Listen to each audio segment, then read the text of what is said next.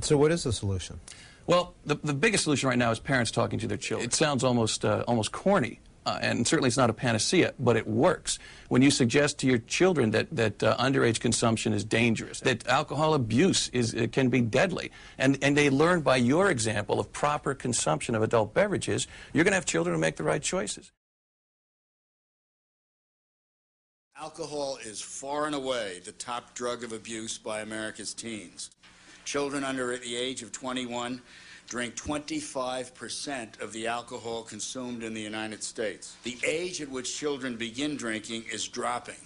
Since 1975, the proportion of children who begin drinking in 8th grade or earlier has jumped by about a third. Implicated in date rape, sexual harassment, racial disturbances, dropouts, overdose deaths from poisoning, and suicide. Under state law, if a minor is caught even trying to buy alcohol, he or she could face $146 in fines and court costs, plus the possibility of probation and community service. It's the same for alcohol possession, but this time, that person might also have to submit to random regular tests and classes at an alcohol, drug, and education training school. And if someone of age is caught buying for a minor, they would face the same penalties, plus potential civil penalties if the minor ends up injuring someone. Here we're sitting with former Ventura PD officer Mark Clevenger. Hello, Mark. Hello. What is your opinion on the drinking age? In the state of California? Yes, or any state in that matter. I think that 21 is appropriate in our state, and the registered voting is 18. So a lot of other states have 18, but I think that's too young, because that's most guys in high school, guys and girls in high school nowadays are 18 or 19 when they graduate. So 21, I think, is a safe age for our culture. Should the drinking age become a federal law?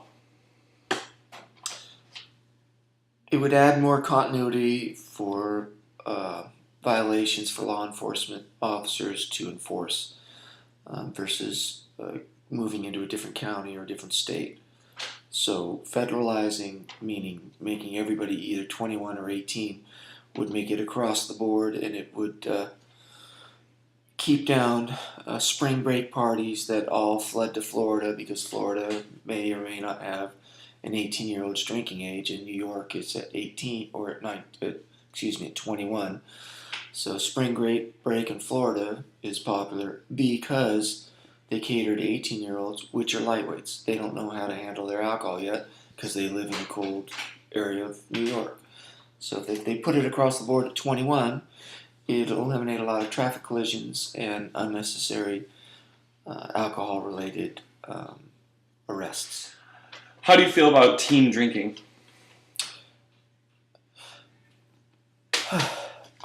Our culture's in the United States is very acceptant of drinking alcohol, and everybody that I've met has always said, "Oh, I used to do that in high school. Oh, I used to do that in high school."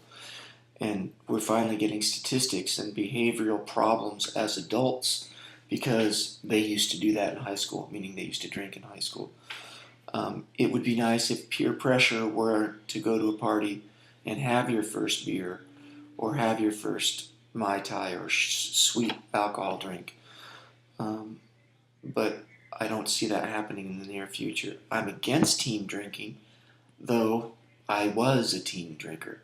Having had teens myself, I worry about it, and I open myself up to help them if they get drunk.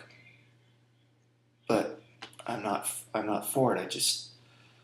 I don't want them to get in trouble, so I'll come and pick them up if they will call me if they're drunk. But at your teenage years, especially now with our public school education system, especially in this state, we're behind the 8 ball. We also don't need to be behind alcoholism, which 30% of high school seniors become alcohol in this state. They become alcoholics.